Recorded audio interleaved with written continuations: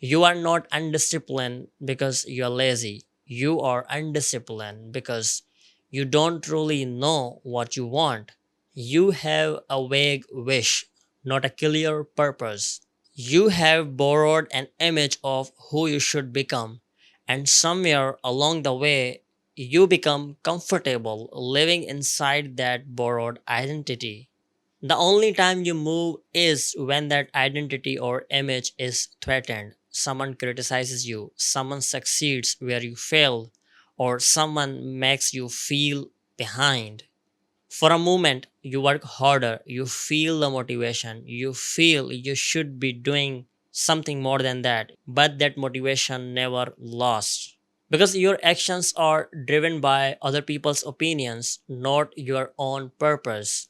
You are acting instead of directing. Our mind is goal oriented system. Every day it tries to reduce the distance between where you are and the goal it believes is important. It learns through feedback, it adjusts its direction through feedback, and it optimizes through feedback. The problem with you is that your feedback almost entirely comes from outside. You wait for praise, you wait for criticism, you wait for comparison. And because your motivation depends on external signals, your discipline disappears the moment those signals disappear. That's why you are unable to create that self sustaining feedback loop. Real discipline begins when your actions satisfy something inside you rather than something outside you. If you struggle with the discipline, it is usually because you are not conscious about the life you are living. You don't have a real identity. You carry a shallow image that has been shaped by other people's expectations. An identity which is given by society. An identity that is built on approval of other people. And an identity that is built on people's approval is fragile. The moment it is questioned, it changes. The moment someone disapproves, it collapses. Not because you truly wanted that identity, but because it felt safe. But safety often creates long term regret. You need an identity stronger than the one society hands to you. An identity that remains stable when nobody is watching. As I had said before, your mind is a goal oriented system. It is always chasing something. If you don't consciously choose that goal, your mind unconsciously adopt one from your environment. It will chase status, validation, and comparison.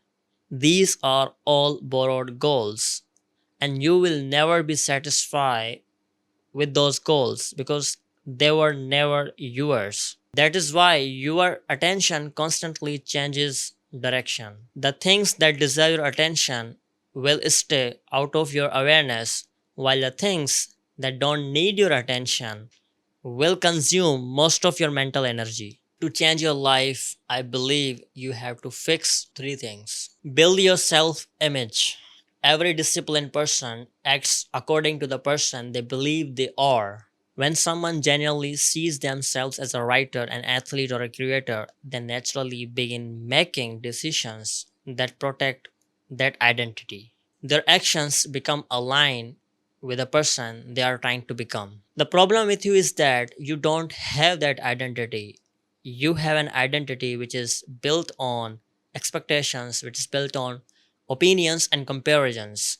You don't evaluate yourself through your own standards, but you evaluate yourself through other people's eyes. You measure yourself through other people's metrics. You try to fit into their definition of success, their definition of growth. You optimize your life for their approvals. You try to fit in their circle. But approval from other people do not build purpose.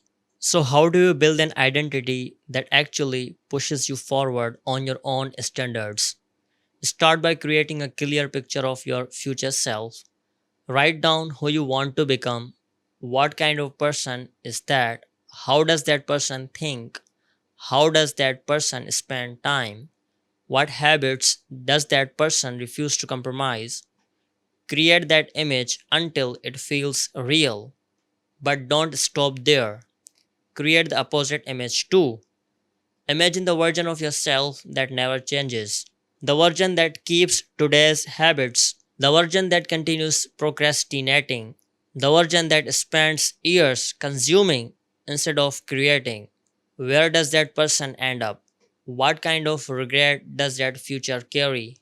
This inverse image is just as important because clarity always does not come from knowing what you want. It also comes from knowing exactly what you never want to become. Second thing is become conscious. Modern life has become so convenient that many people stop paying attention to how they are living.